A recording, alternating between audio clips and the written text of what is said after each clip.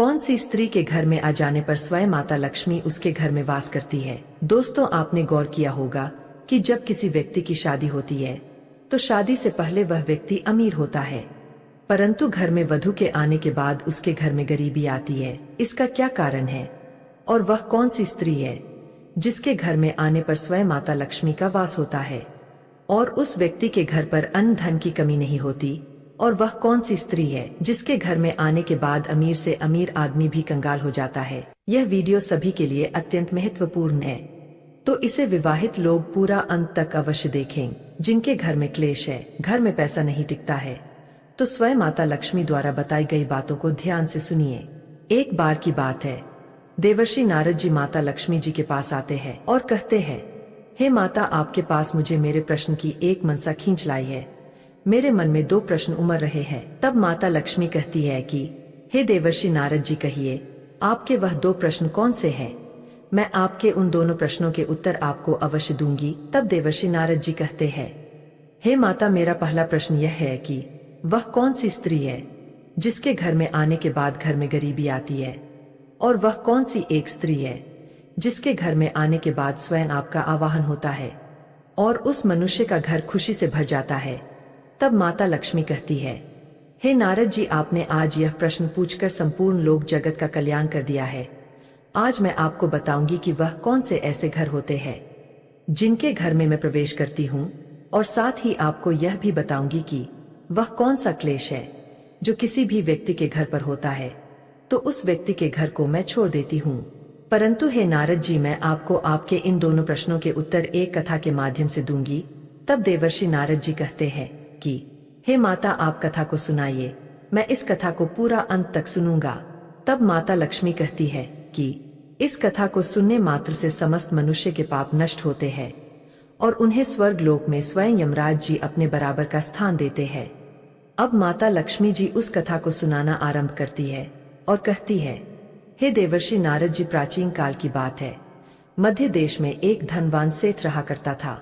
उस सेठ के 2 लड़के थे, दोनों अत्यंत ही गुणवान और चरित्रवान थे। उस सेठ की पत्नी अच्छे आचरण की वजह से ही स्वयं माता लक्ष्मी जी उस सेठ के घर पर विद्यमान थी, जिससे सेठ के घर पर धन धान्य की कोई कमी नहीं थी, जिससे उस सेठ की चर्चा पूरे नगर में थी। प्रत्येक व्यक्ति सेठ से अच्छे से बात करता था और सेठ के पुत्रों की प्रशंसा करता था। सेठ अब जहाँ भी जाता था अपने पुत्रों को साथ लेकर जाता था और उन्हें वह सारा काम सिखाता था जो वह सेठ स्वयं करता था, जिससे अब सेठ के पुत्र भी अपने पिता के काम में हाथ बटाने लगे थे, जिससे सेठ को दिन दुगनी रात चौगुनी तरक्की मिलने लगी थी। उसका धंधा 7वें आसमान पर था। एक बार उस सेठ के गांव में वर्षा नहीं हुई और पूरे गांव में गरीबी छा गई। गांव के सभी व्यक्ति राजा के पास गए तो राजा के कोष में जो अन्न था वह भी समाप्त हो चुका था। तब स्वयं राजा ने उस सेठ से कुछ अनाज उधार लिया। इस तरह सेठ का नाम और कीर्ति चारों तरफ बढ़ती ही गई।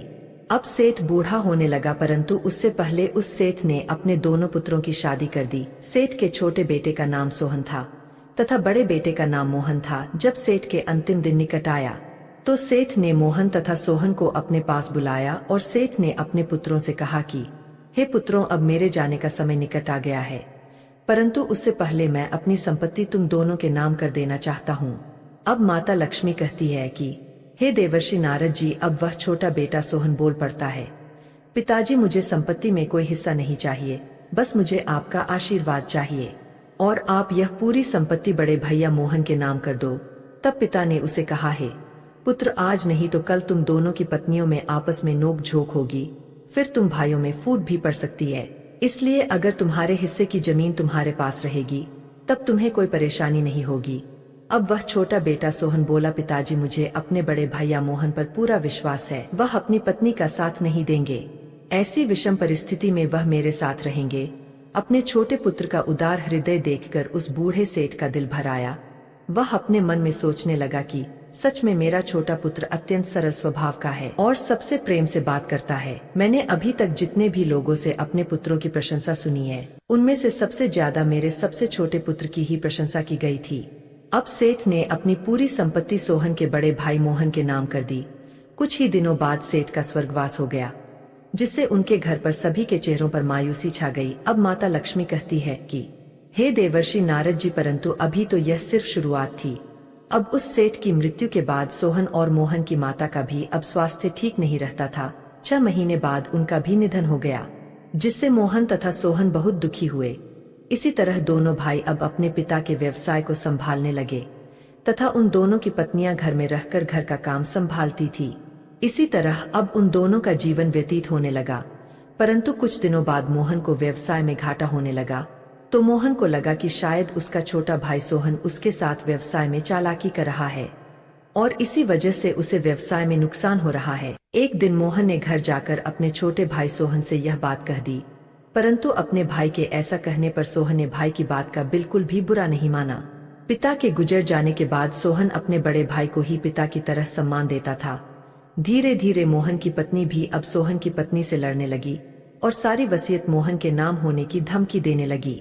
एक दिन जब सोहन की पत्नी को मोहन की पत्नी द्वारा बहुत परेशान किया गया, तब उसने आकर अपने पति सोहन से कहा कि हे प्रीतम, आपने अपने पिताजी की बात को न मानकर सच में बहुत बड़ी भूल कर दी है।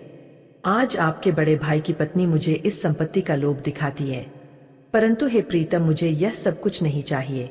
मुझे बस आपका साथ चाहिए और रहने के लिए एक छोटा सा घर चाहिए, जिसमें मैं नित्य पूजा अर्चना करके शास्त्रों के अनुसार सारा काम कर सकूं। सोहन की पत्नी ने जब अपनी भाभी के लिए ऐसे शब्द सुने तो सोहन को उस पर विश्वास नहीं हुआ और सोहन ने अपनी पत्नी की बात को हंसी में टाल दिया और कहा कि हे प्रिय, वह हमारी भाभी जी है, उनका तो हक ही है ऐसे मजाक करने का।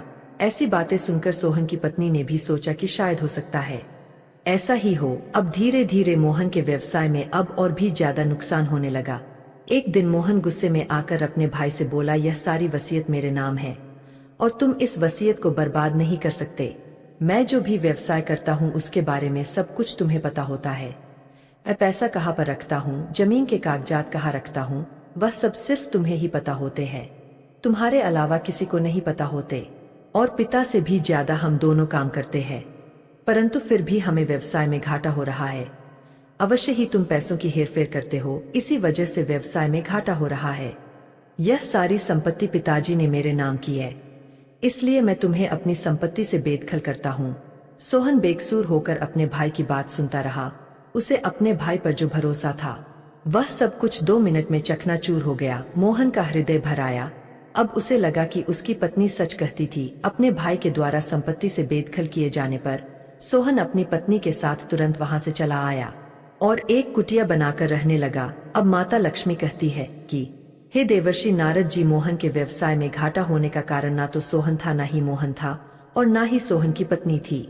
व्यवसाय में घाटा होने का कारण सिर्फ और सिर्फ मोहन की पत्नी थी और उसके द्वारा किए गए कार्य थे। मोहन की पत्नी सुबह अपने पति को दिखाने के लिए मोहन से पहले उठती थी और रसोई घर में जाकर ऐसा प्रतीत कराती थी कि सारा भोजन उसने ही बनाया है, परंतु ऐसा नहीं होता था।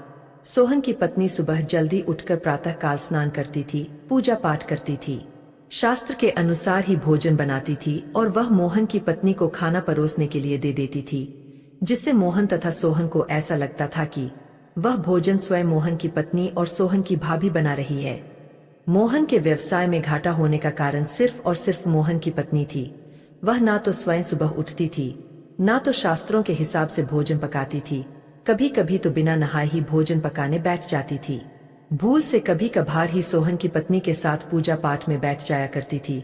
अब माता लक्ष्मी कहती है, हे देवर्षि नारद जी, इस प्रकार के आचरण से मैं स्वयं रुष्ट हो गई और मैं उस सेठ के घर से प्रस्थान कर गई। जब तक सेठ की पत्नी थी तब तक तो ठीक था। सेठ की पत्नी के जाने के बाद उनके घर की व्यवस्था ही बदल गई, क्योंकि घर के जो महान कार्य होते हैं वह घर के सबसे बड़े सज्जन पुरुष या औरतों के द्वारा ही कराए जाते हैं। मोहन की पत्नी मोहन की मां के मरने के बाद सबसे बड़ी थी, इसलिए घर के सारे शुभ काम वही करती थी।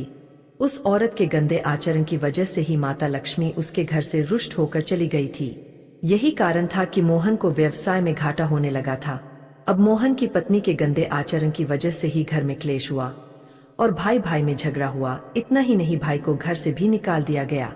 अब भी मोहन की पत्नी की आदतों में कोई सुधार नहीं आया और इस वजह से मोहन और उसकी पत्नी अब एकदम कंगाल हो गए। उनके पास खाने तक के पैसे नहीं बचे। अब माता लक्ष्मी कहती है कि हे देवर्षि नारद जी, इधर अब सोहन एक कुटिया में अपनी पत्नी के साथ रहता था। सोहन की पत्नी अत्यंत चरित्रवान गुणवान स्त्री थी। वह नित्य प्रातः काल उठकर स्नान करती थी और शास्त्रों के अनुसार ही भोजन करती थी, अपने पति की सेवा करती थी। अब माता लक्ष्मी कहती है कि हे देवर्षि नारद जी, जिससे मैं अत्यंत प्रसन्न हुई और स्वयं उसके घर पर वास करने लगी। एक दिन सोहन की कुटिया में सोहन से मिलने के लिए सोहन के पिता का एक मित्र आता है। वह शरीर से बूढ़ा दिखाई पड़ता था। सोहन की कुटिया के अंदर आने पर सोहन ने उसका यथाशक्ति से सत्कार किया और बोला कि हे अतिथि देवता, आज आप इस गरीब दुखिया की कुटिया में किस लिए आए हैं। तब सोहन के पिता के मित्र ने कहा, हे पुत्र, मैंने सुना है कि तुम्हें तुम्हारे भाई ने अपने ही पिता की संपत्ति से वंचित कर दिया है और मेरी भी कोई औलाद नहीं है, इसलिए मैं अपनी पूरी संपत्ति तुम्हारे नाम करना चाहता हूँ। उस आदमी के ऐसा कहने पर सोहन ने उसे बहुत मना किया, परंतु वह सज्जन पुरुष नहीं माने और उन्होंने सोहन को उसके पिता का वास्ता देकर किसी तरह मना लिया और अपने साथ लेकर अपने घर गया और अपनी सारी संपत्ति सोहन के नाम कर दी। अब सोहन और उसकी पत्नी दोनों बड़े ही सुखपूर्वक से अपना जीवन व्यतीत करने लगे और इधर मोहन अपनी पत्नी के गंदे आचरण की वजह से डर डर की ठोकरें खाने लगा।